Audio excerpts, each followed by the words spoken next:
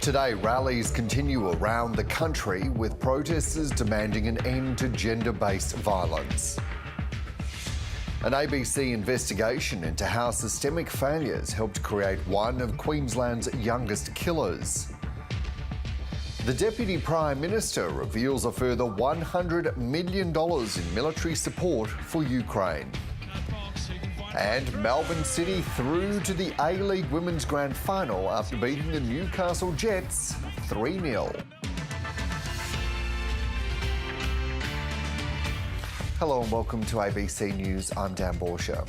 Tens of thousands of people have taken to the streets across the country to march against gender-based violence. The demonstrations come after a sharp rise in the number of women killed so far this year, allegedly by men known to them. The Prime Minister, Anthony Albanese, marched in Canberra, where he described violence against women as a national crisis. Elsewhere, thousands marched through Melbourne from the State Library to Federation Square in the CBD. In Brisbane, people gathered on King George's Park, and there were similar scenes in Perth CBD. While in New South Wales's regional towns, there was also involvement with marches in Orange and Coffs Harbour. Prime Minister Anthony Albanese has vowed to take action on violence against women as he joined thousands of demonstrators in a rally outside Parliament House. Tom Crowley has the details from Canberra. Well, the presence of the Prime Minister at this rally was always going to mark it out as different from the others happening across the country today, and in the end that is what happened. It all culminated up here out the front of Parliament House with quite an emotional series of speeches and a focus that ultimately turned on the Prime Minister. In the Prime Minister's words, he came to listen rather than to speak. He was under the impression that event organisers hadn't wanted him to speak, but when one of the speakers turned the focus on him and asked whether he would commit to a series of policies, he did get up and take the microphone and address the crowd gathered here. I know, and that's why I'm here. That's why I'm here. I know that we all must do better, but I know this as well, that I've got to be honest. It's not just government's problem, it's a problem of our entire society, and this is a national crisis. It was an emotional speech and it was an emotional audience. It was clear that there were a lot of different views in the audience. Some heckled the Prime Minister, suggesting the government wasn't doing enough. Others applauded him when he listed the things that the government was doing. In particular, there was a focus on the question of whether a national emergency declaration should be issued. That's a declaration that carries specific legal powers. The Prime Minister's answer was that's something that's normally reserved for natural disasters, for short-term crises. This is something ongoing. He did commit that National Cabinet on Wednesday would meet to discuss domestic violence, sexual violence and a number of other issues at the top of its agenda. So we'll expect to hear more from governments later in the week. In the meantime, the emotion in the audience, there were a lot of people visibly moved and people, some angry, some happy with what the Prime Minister was saying, but clearly a sign that the crowd was united by a desire for change. Reporter Laura Lavelle was at a rally in Brisbane. I'm here at King George Square in Brisbane, and there would easily have to be thousands of people behind me here. The feeling on the ground is absolutely one of multiple emotions, sadness, but also so much anger. When I spoke with people here, they said a lot of them felt this was the only place they could come to channel their rage. A lot of them said they feel helpless. They've got young children as well who don't know how they're going to grow up in a world such as this. You can see behind me plenty of people have come with signs and shirts. We can see a few just here looking out at the moment. Misogyny kills. How many are too many? Teach your boys to have some respect. And again, the feeling on the ground here, it's just emanating this feeling of helplessness and anger, saying that one woman killed in Australia is too many. Multiple politicians are here on the ground as well. The Premier, the opposition leader and multiple cabinet ministers all calling for the same thing. Yeah, and what has the Queensland's Premier, Stephen Miles, had to say about the marches? Well, Dan, Stephen Miles was asked this morning about whether he supports the Prime Minister bringing together a national cabinet to address the scourge of violence against women, and he said he absolutely does support that. And indeed, too many women are killed here in Australia, and it is a scourge. He said the Queensland government will continue to do as other states are currently doing to address the scourge. And he said that indeed Queensland has brought about many changes already. This year they criminalised coercive control, but the message on the ground here is it's not enough. Queensland hasn't been immune to domestic violence here in 2024, and one woman killed is too many. And I spoke with the New South Wales Women's Safety Commissioner, Dr Hannah Tonkin, who says gendered violence requires a complex and multi-layered response. We need action in a range of areas. We definitely need to look at justice responses and accountability for perpetrators. There's a review of bail laws that will be taking place in New South Wales. That's important. But in addition to those justice responses, we've got to look upstream. We've got to look at early intervention, working with men to change their behaviour before they commit these acts or after they've committed them to help them reform, and crucially that cultural change piece, that education, awareness raising. We need that cultural shift if we're going to prevent this in the long term. So we need all of those things to be happening in parallel.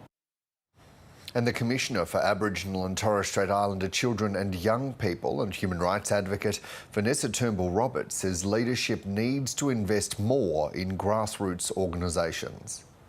I've heard recently that there is talk around a potential Royal Commission. We do not need a Royal Commission into domestic and family violence when we have the expert evidence, data and responses of survivors who have given us the solutions. So there needs to be investment to community-controlled organisations supporting the experts in this space and making sure that when it comes to victim survivors, we are believing them, we are supporting them, and we are doing absolutely everything we can to ensure that investment happens on the ground. Now, whilst that might be a big cost in the beginning, in the long term, it's far cheaper, and in the long term, it's saving our women and children and young people's lives. And that needs to be the priority of our leadership of this nation.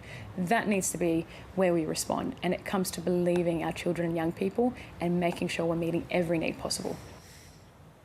And if this report has raised any issues for you, you can get help by calling the National Sexual Assault and Family Violence Counselling Helpline on 1800 RESPECT, which is 1800 737 732. West Australian Homicide Squad detectives have charged a man with murder after the death of a 30-year-old woman in the southern Perth suburb of Wanbro on Thursday night. Police allege the 35-year-old man assaulted the victim at their shared home before setting the property alight while she was still inside.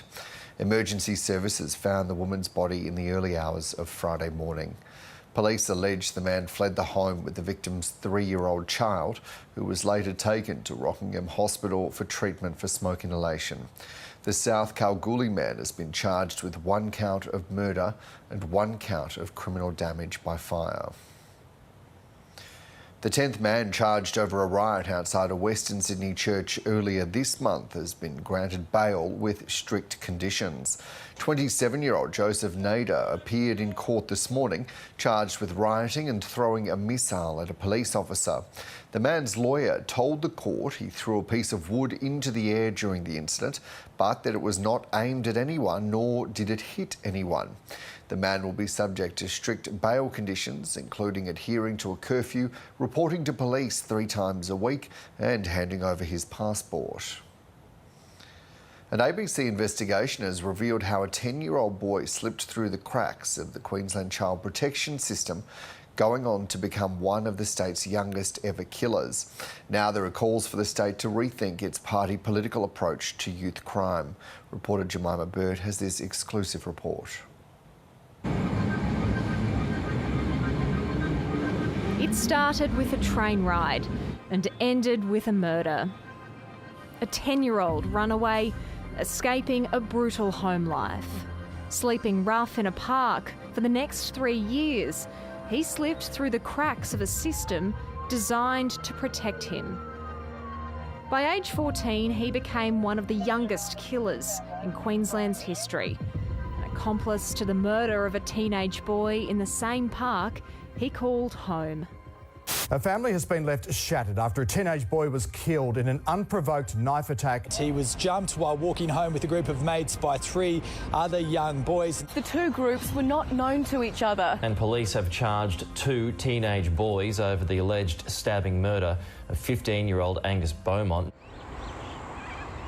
It was pure chance the 10-year-old boy, known as Cody, ended up here on his first night on a March evening in 2017. It was just steps away from a youth centre where a former neighbour worked. Mum had even gone to prison and Dad had died, and so there wasn't people out looking for him, it was us screaming, saying we need some support for this young person. Documents seen by the ABC reveal his arrival was the genesis of a frustrating, one-sided campaign by the Accidental Advocate to find the boy a home. The shocking timeline chronicles 3 years of systemic failures, which saw him living with criminals and drug users. We had contacted Child Safety so many times, like tens, hundreds of times. It would take less than a year for homelessness to turn to lawlessness. What began with survival crimes like stealing food escalated to acts of random violence. Child Safety closed his case a year before the murder, leaving him back in his mum's home, considered too unsafe for caseworkers to visit. Child Safety kept deeming Mum willing and able to provide the support for her children. Unfortunately, we know that not to be the case. 9 months before Angus Beaumont's death, workers from this youth centre met with child safety bureaucrats. They warned them that without urgent intervention in the boy's case, someone was going to die. We could actually see this coming. Myself and another colleague had gone to the department and said that exact thing. That's excruciating for Angus Beaumont's mum to hear. He did not deserve to die. They could have stopped them at any turn. There were so many signs. 4 years on from his death, she still hasn't cleaned out his room. The Beaumont family has been vocal in advocating for harsher youth justice laws in the Queensland Parliament. But frontline social worker Amy Mays says a hardline approach to child criminals does not work. Other countries have a bipartisan approach. We know that's what works. We make no apology for having some of the harshest youth justice laws in the country. My government is determined to keep the community safe. Nothing this government says about youth crime can hold any credibility at all. We've got 3 decades of research on how to stop these things from happening, but we don't put them in place. Now 19, Cody was convicted of manslaughter and was released on parole in February. What happened between that first train ride and Angus Beaumont's death has led to years of trauma on both sides of the tracks. Jemima Burt, ABC News, Brisbane. Australia has reaffirmed its commitment to Ukraine's defence with a fresh $100 million pledge in additional military aid. The announcement was made during a visit to Western Ukraine by Australia's Deputy Prime Minister Richard Marles, who said it was important the world didn't forget about the conflict. With a wreath in hand, Australia's Defence Minister pays his respects to the estimated 40,000 Ukrainians who've been killed in the war so far. A sombre start to a whirlwind single-day trip to the war-torn nation, where he reaffirmed Australia's commitment to the tune of $100 million. While Ukraine is here fighting for its sovereignty and for its nation, it is also fighting for the maintenance of the global rules-based order, and in that sense, it's fighting for us. Half the funds will be spent on short-range air defence systems, the rest on air-to-ground munitions, drones and basic equipment. Our overall support to Ukraine since the beginning of this war is more than $1 billion. Yes, it was fantastic. Touring secure military sites around Lviv, Mr Marles met with Ukraine's Prime Minister, Denis Shmyhal, who's helped lead a country through more than 2 years of war, where attacks are still happening by the day. In northeast Ukraine, in Kharkiv, a Russian rocket night attack on a hospital sent staff and patients running out screaming. The missiles hit and the windows were blown out. I was very scared for the patients. Ukraine says Russia is stepping up attacks on critical infrastructure, including power plants.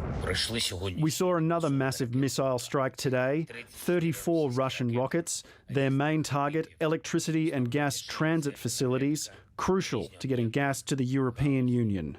There are concerns Russia is preparing to mount a new offensive in the coming weeks, and it's why Ukraine says support is desperately needed. Australia says its latest support package won't be the last. Jenny Lavelle, ABC News.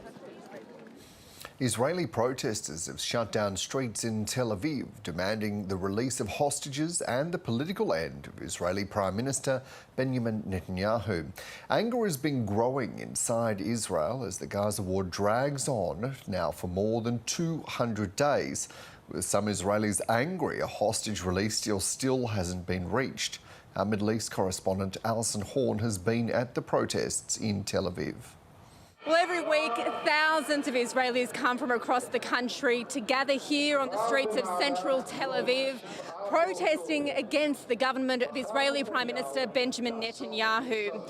The reasons for being here are varied, but the one thing that threads this whole community together is the 130-odd hostages that are still being held captive inside of Gaza.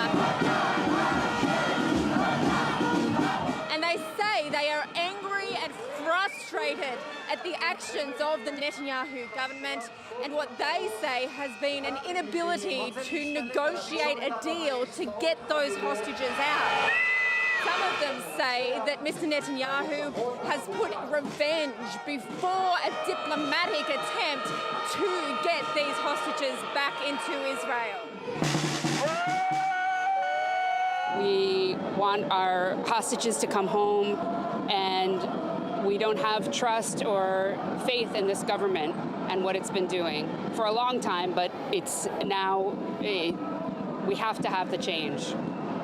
What is it you think that they haven't done right? I think the problem is that we don't know, and I don't trust Mr. Netanyahu and the other people in the government to be, not all of them, but to be doing as much as they can to bring the hostages home.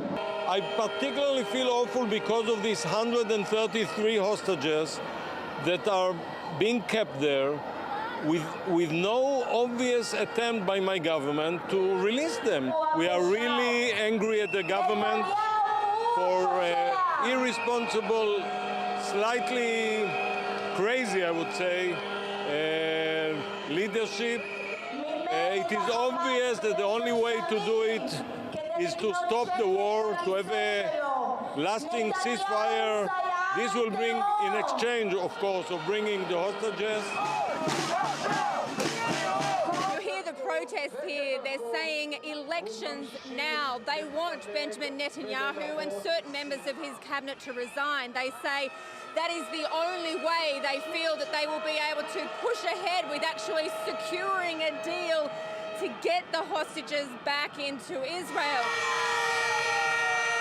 That's not a position that the Prime Minister is entertaining. He says he will not resign. There will not be early elections, although you can feel from the crowds here there's passion and anger. They say they will continue to come out here every week until they get what they want.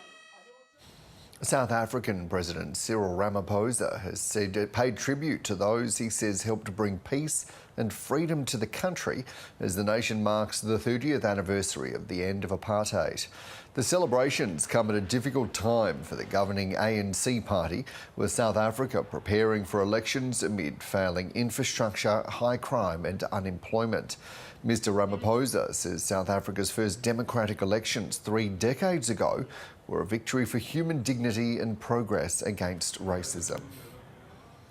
The Wall Street Journal is reporting US intelligence agencies have determined Russian President Vladimir Putin probably didn't order the death of opposition leader Alexei Navalny at an Arctic prison. The 47-year-old had been one of Mr Putin's fiercest critics, and his allies have accused the Russian president of having him murdered.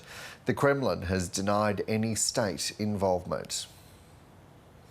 If you're a fan of the HBO show The White Lotus, you'll be pleased to know filming for Season 3 is finally underway. But you may not realise that a real-life drama has been unfolding behind the scenes to secure the filming location. That's because the Emmy award-winning show was incredibly lucrative for its first 2 destinations, thanks to a growing trend called set jetting. Southeast Asia correspondent Lauren Day reports from Koh Samui. It's a view to die for. And if the first 2 seasons of The White Lotus are anything to go by, one unlucky guest will meet their end here on Koh Samui. Now we are very happy that they decided Thailand as a destination for filming The White Lotus Season 3. Welcome to The White Lotus. But it almost wasn't to be. Location scouts were initially looking at Japan, so Thai authorities swept in to try to woo The White Lotus here instead. We approached to the White Lotus production team, and then we talk with them and try to bring their budget costs down with the potential partners, for instance, like the hotel. And last year, the Thai government announced it was beefing up its film incentive program to a 20% cash rebate.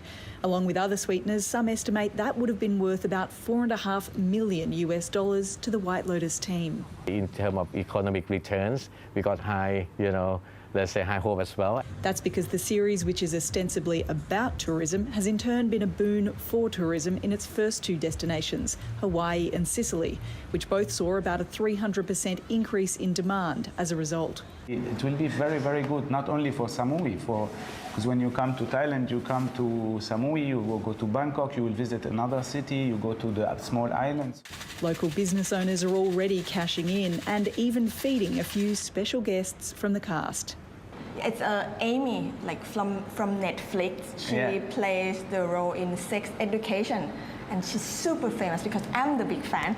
But some locals are worried about the impacts of a surge in tourism. Parts of the island have recently been gripped by a serious water shortage, and there's been ongoing issues with waste disposal. Samui became popular because of its nature, the sea, sand and sun. We must protect this. Local environmentalist Anon hopes the government has a plan to protect the environment from an influx of tourists. The movie industry wouldn't be filming here if it wasn't for the environment. If we lost that, nobody would come here. The Tourism Department says sustainability is its key focus and that Thailand is ready to welcome more tourists. Whenever I stay at a White Lotus, I always have a memorable time, always. Memorable times ahead for an unforgettable island. Lauren Day, ABC News, Koh Samui.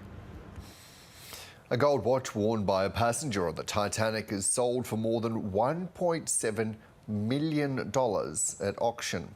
The watch belonged to John Jacob Astor, the wealthiest passenger on board, and sold for 6 times the original asking price of $290,000 Australian dollars. With taxes and fees taken into account, the buyer will pay around $2.2 million, the highest ever paid for a single item from the doomed ship. A violin case belonging to Wallace Hartley, who led the band to play music as the vessel sank, also sold for more than $500,000.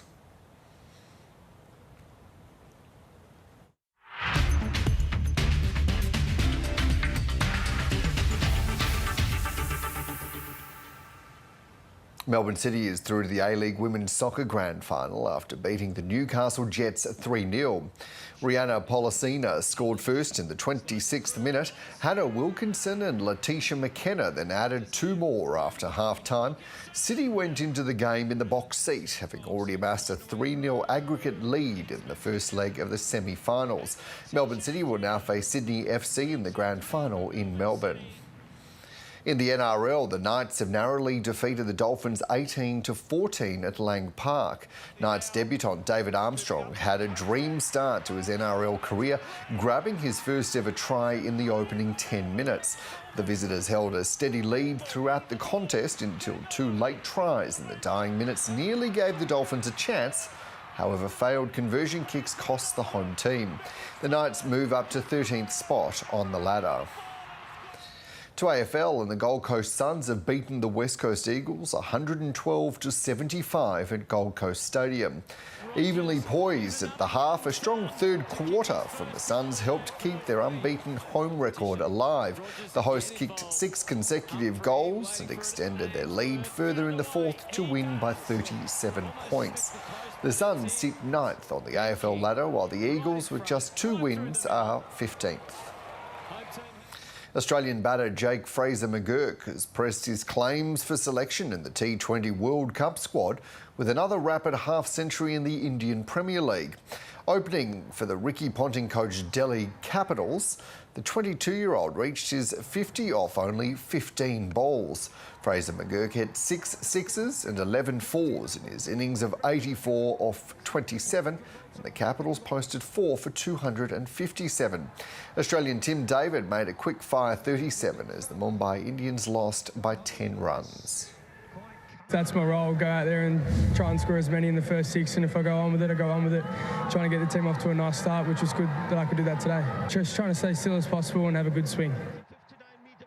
Rafael Nadal has beaten Alex de Minaur in straight sets at the Madrid Open to gain revenge for a recent loss to the Australian. The 37-year-old has been troubled by injuries in the last 2 years and says he will only play in next month's French Open if he can be competitive. There were promising signs for the Spaniard as he defeated the 10th seed 7-6, 6-3.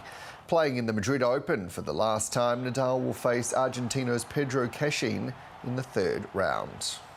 Very important for me to be able to compete the whole match with a good level of tennis and the body hold it well for a little bit over 2 hours. Let's see how I wake up tomorrow.